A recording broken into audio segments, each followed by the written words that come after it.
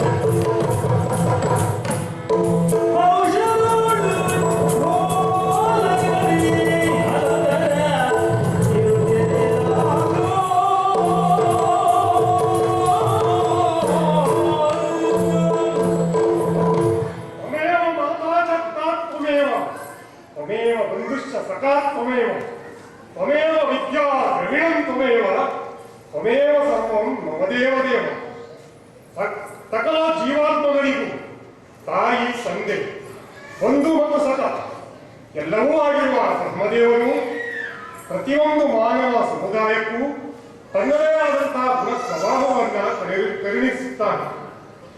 ನಮ್ಮ ಯಾದವ ಸಮುದಾಯ ಎನ್ನುವುದು ಕಲಹದ ಸ್ವಭಾವವನ್ನು ಆ ಬ್ರಹ್ಮದೇವರಿಂದ ಪಡೆದು ತಮ್ಮಲ್ಲೇ ಹೊಡೆದಾಡುವಂತಹ ಒಂದು ಸ್ವಭಾವವನ್ನು ಹೊಂದಿದೆ. ತಮ್ಮಲ್ಲೇ ಹೊಡೆದಾಡುತ್ತಿದ್ದಂತಹ ಯಾದವರನ್ನ ಒಗ್ಗೂಡಿಸಿ ಸಮುದ್ರದ ತಳದಲ್ಲಿದ್ದಂತಹ ಕುಶಸ್ಥಲಿಯನ್ನ ಮೇಲೆ ದ್ವಾರಕಾ ನಗರಿಯನ್ನ ನಿರ್ಮಿಸಿ ಯಾದವ ಸಾಮ್ರಾಜ್ಯವನ್ನ ಸ್ಥಾಪಿಸಿದಂತಹ ಕೀರ್ತಿ ಈ ಬಲರಾಮ ಮತ್ತು ನನ್ನ ತಮ್ಮನಾದಂತಹ ಕೃಷ್ಣನಿಗೆ ಸೇರಿದ್ದು. ಸಾಮ್ರಾಜ್ಯವನ್ನ ಸ್ಥಾಪಿಸಿದ್ದಷ್ಟೇ ಅಲ್ಲ, ಸಮೃದ್ಧಿಯ ರಾಜ್ಯಕ್ಕೆ ನಾವು ಕಾರಣೀಭೂತರಾಗಿದ್ದೇವೆ. ರಾಜ್ಯದಲ್ಲಿ ಸಮೃದ್ಧಿ ಇದೆ ಎಂದು ಮೈಮರೆತು ಕೂರುವ ಜನ ಈ ಬಲರಾಮನಲ್ಲ. ನಿತ್ಯದ ವಾಡಿಕೆಯಂತೆ ಒಟ್ಟೋಲವನ್ನು ಇಟ್ಟಿದ್ದೇನೆ. ಇಂದಿನ ವಿಶೇಷ ಏನು ಎನ್ನುವುದನ್ನು ಕಾದು ನೋಡ್ತೇವೆ. ಜಯ ಜಯ ಜಯ ಜಯ ನಾರಾಯಣ,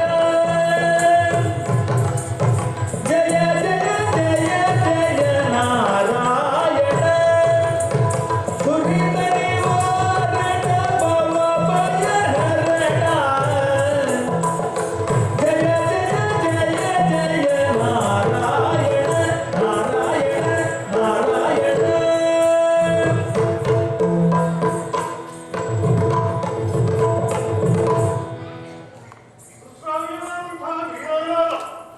ಜೊತೆಯಲ್ಲೇ ಸುಮಧುರವಾದಂತಹ ನಾರಾಯಣ ಸ್ತುತಿ ನೋಡಿದರೆ ನಾರದ ಮಹಾಮುನಿಗಳು ವಂದಿಸಿಕೊಂಡಿದ್ದೇನೆ. ಮಣಿಮಣಿಯ ನಾರಾಯಣ ಉಚಿತವಾದಂತಹ ಆಸನವನ್ನ ಇಟ್ಟು ವಿವಿಧೋಪಚಾರಗಳಿಂದ ಪೂಜೆಯನ್ನ ಸಲ್ಲಿಸಿದ್ದೇನೆ. ಹೌದು. ನೀವು ಬರುವಾಗಲಲ್ಲ ಆಹಾ. ಯಾವುದಾದರೂ ವಿಶೇಷವನ್ನ ಹೇಳುವುದು ಒಂದು ವಾಡಿಕೆ. ಹೌದು. ಅದೇ ರೀತಿ ಈ ಲೋಕದಲ್ಲಿ ಏನಾದರೂ ವಿಶೇಷವಾದಂತಹ ಘಟನೆ ಉಂಟಾಯೇನು? ಓ ದ್ವಾರಕೇಶ್ವರ, ಮುನಿವರ್ಯ, ಬಲದೇವ, ಬಲಭದ್ರ, ಹರಧರ, ಕಲಾಯುಧ, ಸಂಕರ್ಷಣ, ರೋಹಿಣಿ ನಂದನ ಮುಂತಾದ ನಾಮಾದಿಗಳಿಂದ ಪ್ರಖ್ಯಾತನಾದ ಬಲರಾಮನೇ, ಈ ನಿಮ್ಮ ಆತಿಥ್ಯದಿಂದ ನಾವು ಸಂತುಷ್ಟವಾಗಿದ್ದೇವೆ. ಧನ್ಯನಾಗಿದ್ದೇನೆ ಮುನಿವರ್ಯ. ಹಾಗೆಯೇ ಹಾ. ಈ ಸಂತೋಷದ ಸಮಯದಲ್ಲಿ ಹಾ. ನಾವು ಬಂದಿರೋ ಉದ್ದೇಶವನ್ನು ಹೇಳುತ್ತೇವೆ. ಏನಿದೆ ಉದ್ದೇಶ? ಹೇಳು ಹರಧರ. ಕೇಳು ಹಲದರ ಬೇಳೆ ನರಿತುಗಳು,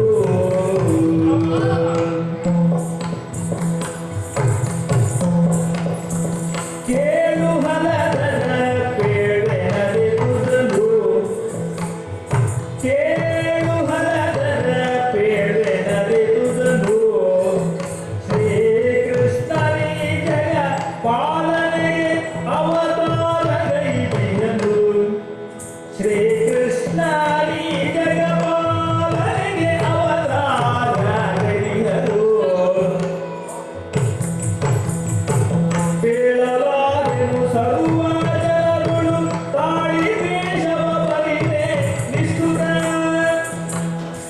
ಕೇಳಲಾರೆನು ಸರ್ವ ಜನಗಳು ತಾಳಿ ವೇಷವ ಬರಿದೆ ನಿಷ್ಠುರ, ವ್ಯಾಳಶಯದಲ್ಲಿ ಯೋಗ್ಯವೇ ನೀ ಕೇಳೋ ಬುದ್ಧಿಗಳನ್ನು ದಯದಲ್ಲಿ, ವ್ಯಾಳಶಯನ ಯೋಗ್ಯವೇ ನೀ ಕೇಳೋ ಬುದ್ಧಿಗಳನ್ನು ದಯದಲ್ಲಿ.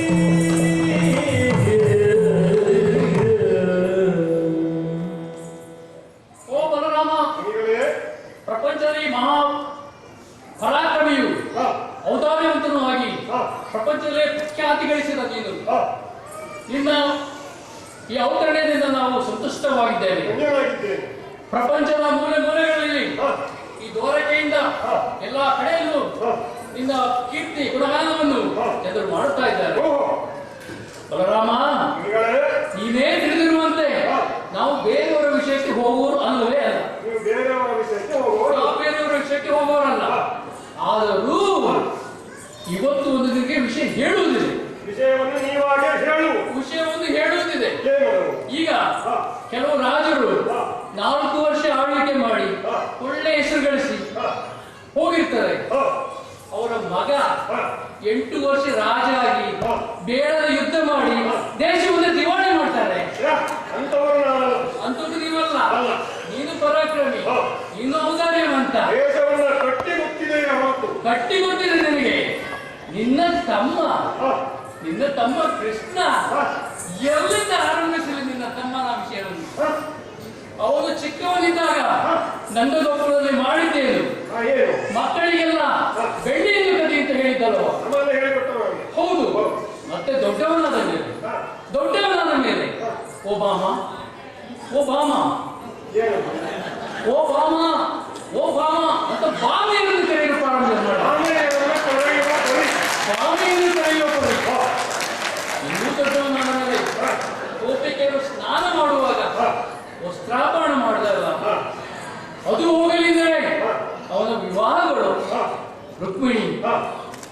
ರುಕ್ಮಿಣಿಯವರ ವಿವಾಹ ನಿನಗೇ ತಿಳಿದಿದೆ. ಗೊತ್ತಿದೆ. ಎಷ್ಟೊಂದು ವಿವಾದಗಳು. ಲಕ್ಷಣೆಯ ವಿವಾಹ ಸುಲಭವಾಯಿತೆ ಇಲ್ಲ ಕಾಣುತ್ತೆ. ಎಲ್ಲಾ ವಿವಾಹಗಳು ಒಂದು ವಿವಾದದಲ್ಲೇ ಆಗಿದ್ದಲ್ಲ. ಜನರಿಗೆಲ್ಲ ಒಂದು ಮೇಲೆ ಕೋಪ ಇದೆ. ಇನ್ನು ಕರೆದು ಸ್ವಲ್ಪ ಬುದ್ಧಿ ಹೇಳಬಾರ್ದ? ಓಹೋ, ಬುದ್ಧಿ ಹೇಳು. ಕೃಷ್ಣನ ಮೇಲೆ ಅಪವಾದ ನಿಗಳೇ ಎಲ್ಲ ನನಗೆ ಗೊತ್ತಿಲ್ಲದ್ದು ಅಂತ ಮಾಡಿದ್ದೇನೆ.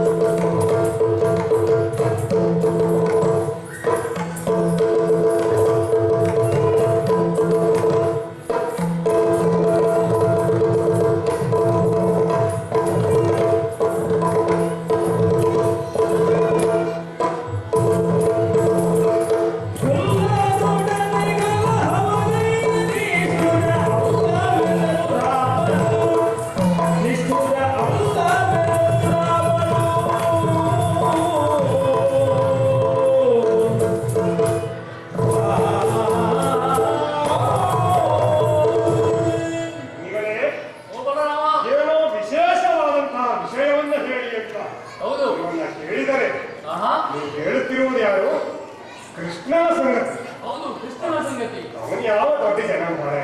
ಯಾಕೆ? ನಿಮಗೆಲ್ಲ ಅವ ದೊಡ್ಡವ. ಹೌದು. ನನಗೆ ತಮ್ಮ. ನನಗೆ ತಮ್ಮನಾದ್ದರಿಂದ ನಿಮಗೆ ದೊಡ್ಡವ.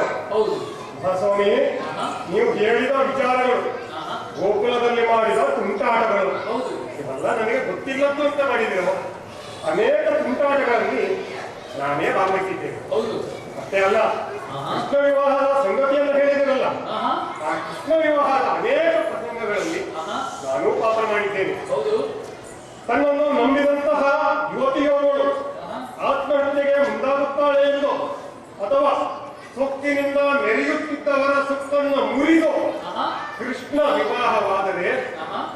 ಸರಿ ಅಂತ ನಾನು ಆತನನ್ನು ಬೆಂಬಲಿಸಿದ್ದೇನೆ. ಆಹಾ.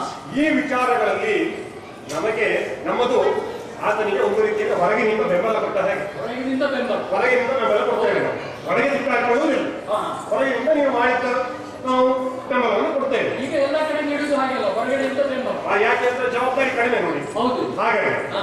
ಆದ್ದರಿಂದ ನೀವು ಹೇಳಿದ ಯಾವ ವಿಚಾರಗಳು ಹೌದು. ನಮಗೆ ಹೊಸದೇ ಅಲ್ಲ. ಹೊಸದಲ್ಲ. ಕೃಷ್ಣ ಹುಡುಕಾಟವನ್ನು ಮಾಡಿದ್ದಾನೆ, ಮರಣ ಮಾಡಿಕೊಂಡು ಮದುವೆಯಾಗಿದ್ದಾನೆ. ಹೌದು. ಅದು ಸರಿ. ಆಹಾ. ಜನರ ನಿಷ್ಠುರ, ಜನ ಏನಾದ್ರು ಹೇಳ್ತಾರೆ ಅಂತ ನಾವು ಸುಮ್ಮನಿರ್ಲಿಕ್ಕಾಗ್ತದೆ ಸ್ವಾಮಿ. ಇಲ್ಲ.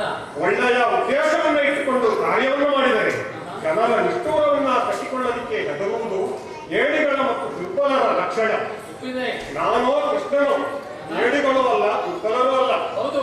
ಆದ್ದರಿಂದ ನಾವು ಇದಕ್ಕೆಲ್ಲ ಹೆದರುವರಲ್ಲ. ಇದು ನಮಗೆ ವಿಶೇಷವೂ ಅಲ್ಲ ವಿಶೇಷ ಅಲ್ಲ. ಅಲ್ಲ. ಆದ್ದರಿಂದ ಇನ್ನೂ ಏನಾದರೂ ವಿಶೇಷ ಇದ್ದರೆ ಅದನ್ನೇ ಹೇಳಿ. ಓ ಬಲರಾಮ, ಉಂಟು ಇನ್ನೂ ಅಲ್ಲದರ